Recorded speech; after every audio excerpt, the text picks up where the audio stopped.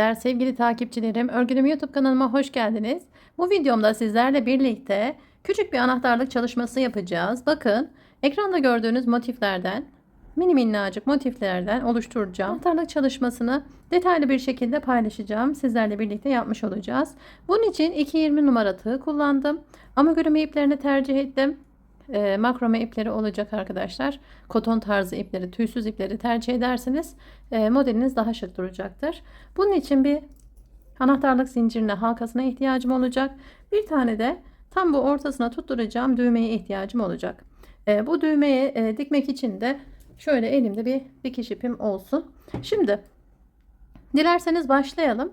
Hemen kenara çekiyorum malzemelerimi.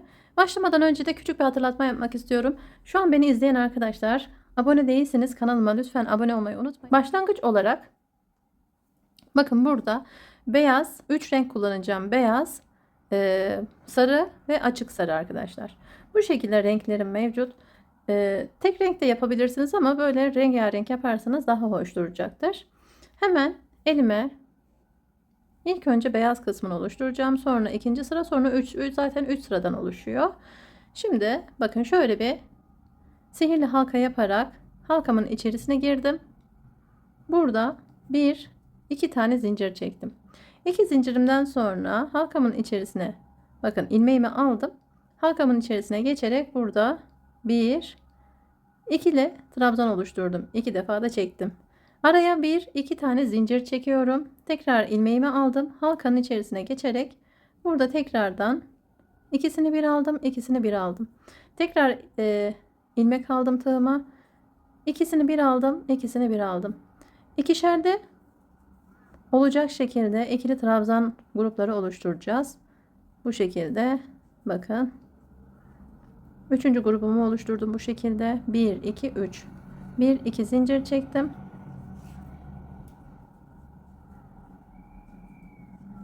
Tekrardan dördüncü kez 1 2 3 4 defa bu şekilde ikili trabzanımı oluşturdum. Son olarak bakın en sonda aralara ikişer zincir çekiyorduk. Son sıramda bir tane zincir çektim. Buraya bağlayacağım. Burada çünkü tekrardan bir ilmek oluşturmuş olduk. Hatta tekrardan arkadaşlar burada 2 tane zincir çekiyorum. Çok pardon. Buraya İlk gelen yuvaya tutturuyorum ve sıramı kapatmış oldum. Şimdi burada ipimi keseceğim. Bakın. Buradaki yuvadan ipimi ön tarafa çekiyorum. Şu şekilde tekrardan arka tarafa çekerek temizlemiş oldum bu kısmı. Şimdi ikinci sırama geçeceğim. İkinci sıram için herhangi bir köşeden fark etmiyor neresi olduğu 2 tane zincir çektim direkt. Şimdi ilmeğimi aldım tığıma ikili trabzan oluşturdum. Bu çektiğim 2 zincir de ikili trabzandan sayılıyor. 2 zincir çektim araya tekrardan aynı yuvanın içerisine şöyle 2 defa da çektiğim ikili trabzan oluşturdum. Bakın hep ikişerli olarak arkadaşlar trabzanlarımı yerleştiriyorum. Araya bir zincir çekiyorum. Tekrar karşı köşeye geçtim. Buraya ikili trabzanımı yaptım tekrardan. 2 defa da yine çektim. Araya 2 zincir çekiyorum. Aynı boşluğun içerisine köşeye 2 defa da çektiğim ikili trabzanım. 2 ilmeğimi bir çektim, ikisini bir çektim. Araya bir zincir çekip karşı köşeye geçiyorum. Üçüncü köşeyi oluşturacağız böylece. 2 zincir çektim. Yine aynı yere 2 adet daha ikili trabzanımı yerleştiriyorum. Bir tane zincir çekip artık son köşeye de diğer yerlerde yaptığım trabzanlarımı ikişerli grup halinde araya 2 zincir çekerek yine bakın bu şekilde oluşturdum. Bir zincirimi çekiyorum ve bakın başta bulunan yuvanın içerisine geçerek burada ip kaydırma tekniğini kullanıp sıramı kapatmış oldum. Burada şimdi tekrardan ipimi kesip 3. sıra için diğer ipimi almış olacağım. Şuradaki ipleri aralardan yürüterek örgüyü örerken burada gizleyebilirsiniz de iç tarafa. 2 zincir çektim. İkisini bir aldım, ikisini bir aldım. Bir iki zincir çekiyorum. Aynı boşluğun içerisine ikili trabzanımı yerleştirdim. Bu şekilde. Şimdi bakın burada önemli olan kısma geldik. Boşluğu görüyorsunuz. Tam kenar kısım, köşelere geçmeden bir zincir çektiğimiz yer. Buraya farklı olarak 3 adet ikili trabzan yapacağız. 2 3. Toplamda 2 tane yapıyorduk. Köşelere kenara geldiğim için 3 tane. Yine köşeye geldim. Burada herhangi farklı bir işlem yok. 2 tane ikili trabzan yaptım. 2 zincir çektim. Tekrar bakın. Bu şekilde kenara geliyorum. 3 adet ikili trabzanımı yerleştireceğim. İlmeğimi aldım. Köşeye geldim tekrardan. 2 tane trabzanımı oluşturdum. 2 zincir çekiyorum. Aynı yuvaya tekrardan ikili trabzan. Burada 3. köşeme geldim. Kenara pardon. Ve 3 adet ikili trabzan oluşturduk bakın. Sonrasında son köşem için ikişerli grup olacak şekilde ikili trabzanlarımı yerleştirdim bakın. Son kenar için de 3 adet ikili trabzanımı aynı boşluğa yaptım ve burada ilk başta bulunan yuvaya girişimi yaparak ipimi kaydırdım ve sıramı kapatıyorum artık. İpimi kesmiş oldum. Bundan arkadaşlar toplamda 6 adet olacak şekilde ayarlayacağız bu motiften 3 sıra halinde. Bu anahtarlığı daha büyük yapmak isteyen, anahtarlık çantayı daha büyük yapmak isteyen arkadaşlarım sırasını artırabilirler tabii ki de. Ben 3 sıra olacak şekilde ayarladım. Bu sıra benim için yeterli. Evet bakın bu şekilde temizledim arka tarafını ve ön tarafa şöyle bir tanesinin toplamda arkadaşlar bakın şöyle bunlardan 6 adet yapacağız. Sonrasında birleştirme işlemine geçeceğim. Bir tanesini bu şekilde düğmenizi dikin. Sonrasında zorluk olmasın bizim için. Şimdi bakın en koyu ipimi aldım, sarının koyu tonunu aldım. Burada birleştirme işlemi yapacağım. Birleştirme işlemi için bakın herhangi bir tanesini aldım. Şuradan girerek ilmeklerin benden taraftaki değil arka taraftaki kanatlarından gireceğim. Sonrasında bir tanesini daha alıyorum.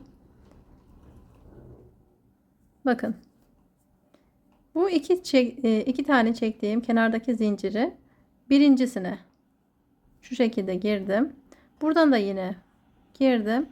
İlmeğim, ipim hep altta kalacak şekilde ben bunları birleştireceğim. Şöyle. Bakın buradan alıyorum. Ve buradan alıyorum. Bu şekilde ilmeğimi ipime en öne çekerek burada ip kaydırdım. 3. ilmeklerimi alıyorum. Buradan alıyorum. Çektim. Çektim. İpimi kaydırdım. Tekrardan bakın bu şekilde girerek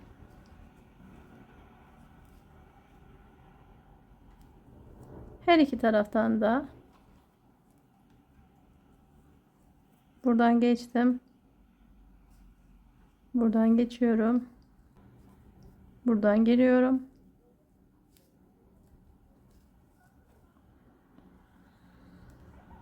İlmeklerimi bu şekilde birleştirdim.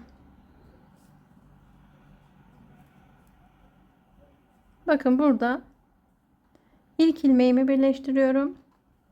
Şimdi bu iki yan kısım olsun. Alt taban kısmını yapacağım için taban kısmı için arkadaşlar bakın. 3. parçamızı tabana yerleştireceğiz. Bunun için sağdaki ilmeği aldım.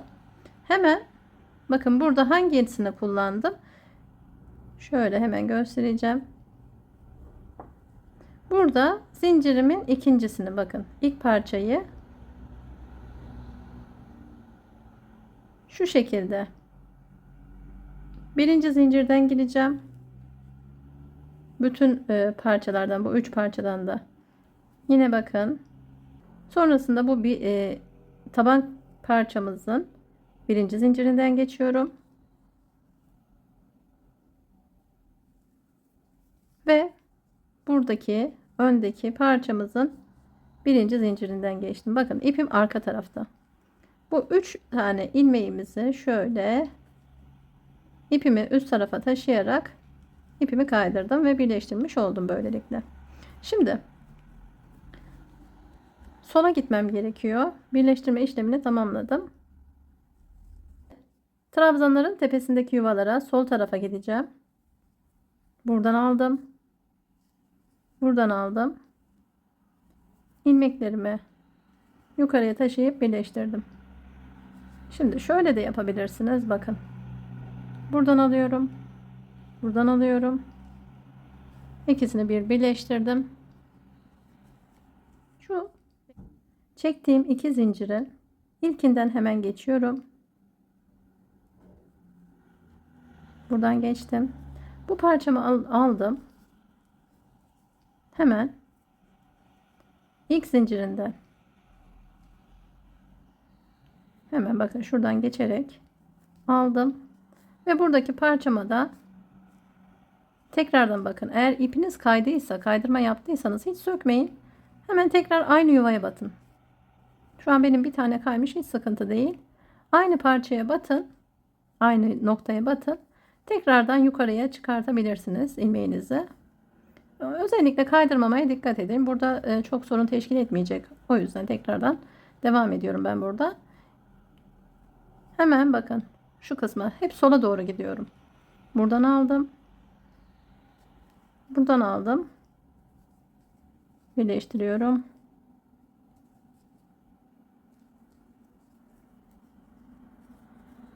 Tekrar ikisini bir. Tekrar sol parçayı sola doğru gidiyorum ve iki parçamızı birleştireceğiz. İç taraftaki kanatlardan geçerek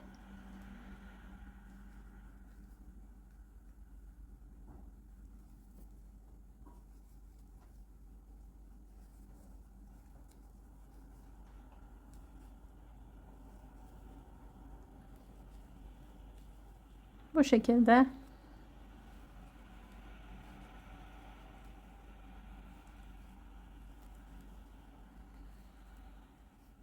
evet, taban kısmı şurası, gördüğünüz üzere. Kenar kısımlarda buralar. Şimdi ben burada bakın ikinci zincirden geçiyorum. İkinci zincirden geçtim. Burada da yine, eğer ikinci zinciri bu kısımda aldıysanız hemen dip kısma batın. Hiç sorun değil arkadaşlar. Önemli olan dibi bulabilmek. Yani bu ilmekleri kaydırmadan birbirine tutturmak.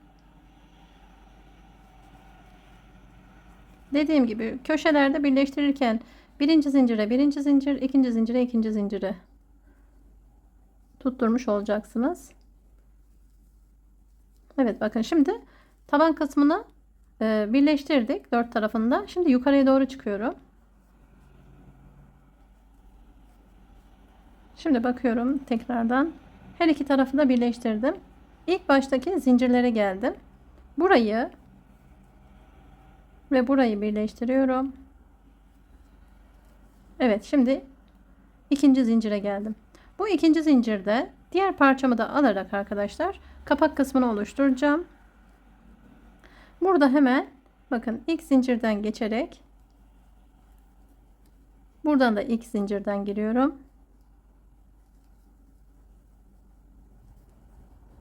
Birleştirdim. Tekrardan sola doğru kayarak ilmeklerime kaydırıp birleştirme işlemini tamamlamış olacağım.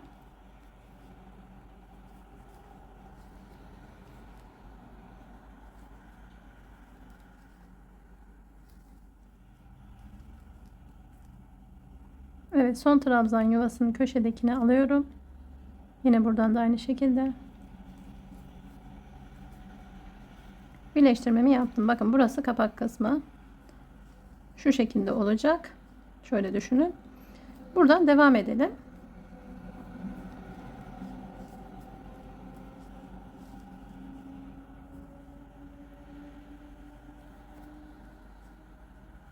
Bakın bir sonraki en son nereyi birleştirdim? İlk zincirleri de birleştireceğim. Sonrasında arkadaşlar kenar kısımlarına ilmek kaydırma yapacağız. Hemen ikinci zinciri de girerek bakın tek yaptım. Birleştirmiyorum artık. Burada hatta ikinci zinciri şu şekilde çok pardon. Şöyle buraya gireceğim için hemen bakın. İkinci zinciri yani bunu bırakıp ilk zincirden ilmeğimi kaydırıp bu şekilde devam ediyorum. Bu kısımları artık nasıl yapmak isterseniz, ister aşağı gidin, ister hani bu tarafı yapın, ister dönün kapak kısmında ilmeğinizi kaydırın.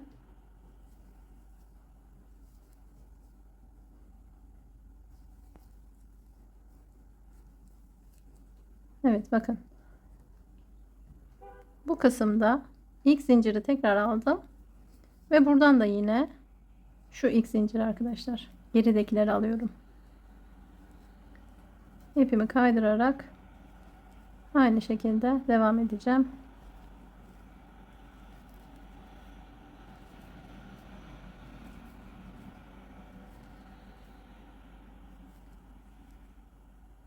Tekrar buradan ilk zincire geldim. Buradan da yine ilk zincire giriyorum. Bu şekilde.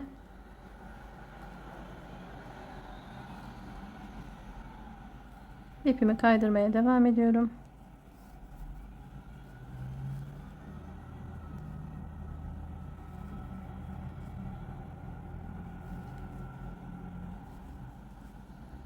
İpinizi, ilmeğinizi çok sıkmadan gevşek bir şekilde götürün. Çok dar olmasın. Ağız kısmı. Bakın buraya kadar geldim. Şimdi birleştirmemi yaptım.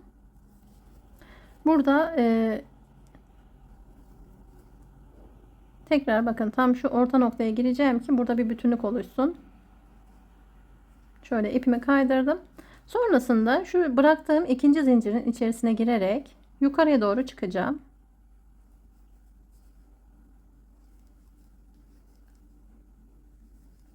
Yine burada da ipimi kaydırıyorum.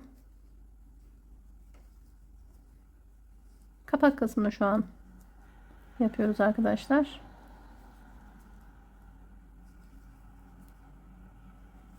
Bütün ilmeklere birer tane kaydırarak ilerliyorum. Ta ki şu ortadaki trabzanlara gelene kadar. Bakın ortadaki trabzana geldim. Burada 1, 2, 3, 4, 5 tane zincir çektim. Tekrardan aynı noktaya ip kaydırdım. Bu şekilde. Bir sonraki yuvadan ip kaydırmamıza devam ediyoruz. Düğmemiz için bakın. İster 5 tane çekin, ister 6 tane çekin arkadaşlar. Çok da zorlamasın, şöyle kapatacak şekilde, gevşek de olmasın çok. Evet. Hemen açıp kaldığım yerden devam ediyorum.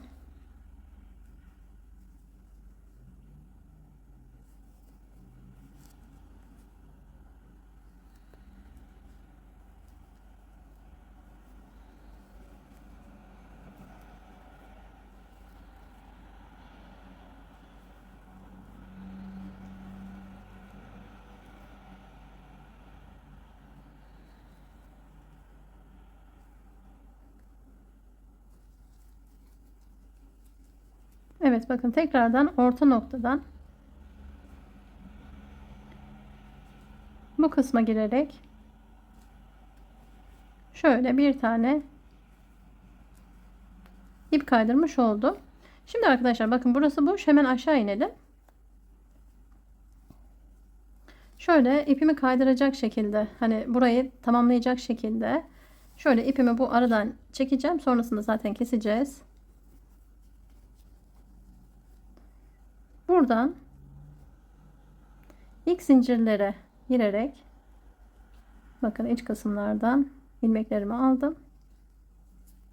Devam ediyorum. Buradan aldım. Buradan aldım. Aşağı kadar inip burada ipimi keseceğim.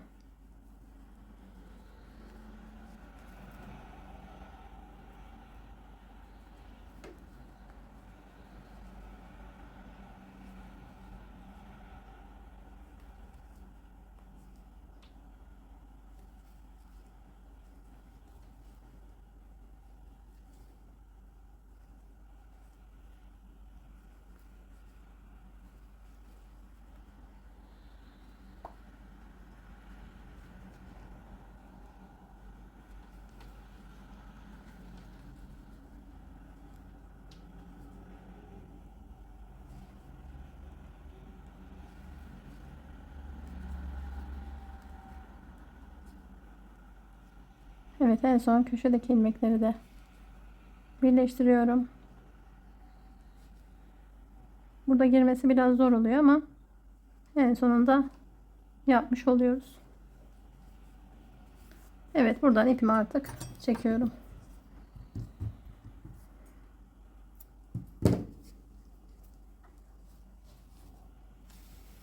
İpimi de aldım bu kısımdan.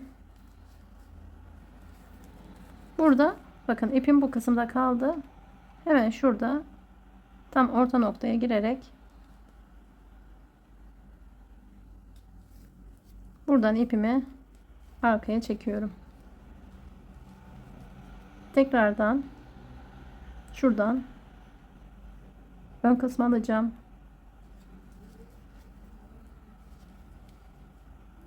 Evet, öne geçtim. Bakın burada yine şuradan girerek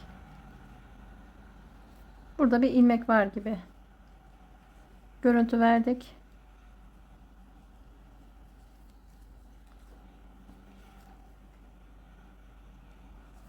Şu aralardan geçerek ipinizi yukarıya doğru alın.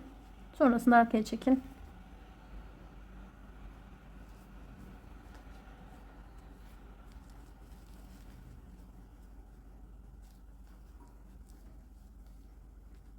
Evet. İç tarafta sonrasında burayı temizlersiniz arkadaşlar. Şimdi bakın burada bu kısımları hallettik. Şu ip kaydırırken ilmekleri dar tutmayın sakın. Çanta çirkin durur yoksa.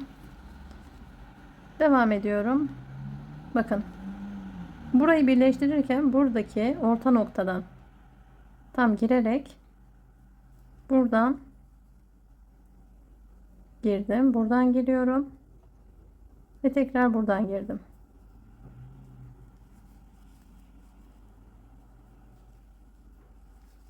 İpimi bu şekilde aldım. Sonrasında gösterdiğim gibi arkadaşlar bir bu parçadan ilmeğinden iç taraftaki kanadından bir de alt taraftaki parçanın iç taraftaki kanatlarını birleyerek ilmeğinizi yukarıya taşıyıp çektiniz. Bu şekilde diğer kenarları da kapatmış olacağız ve modelimi tamamlamış olacağım.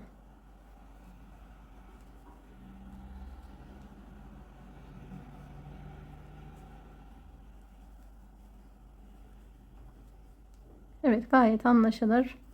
Güzel bir anahtarlık çanta modeli oldu. Evet, hemen burayı tamamlıyorum.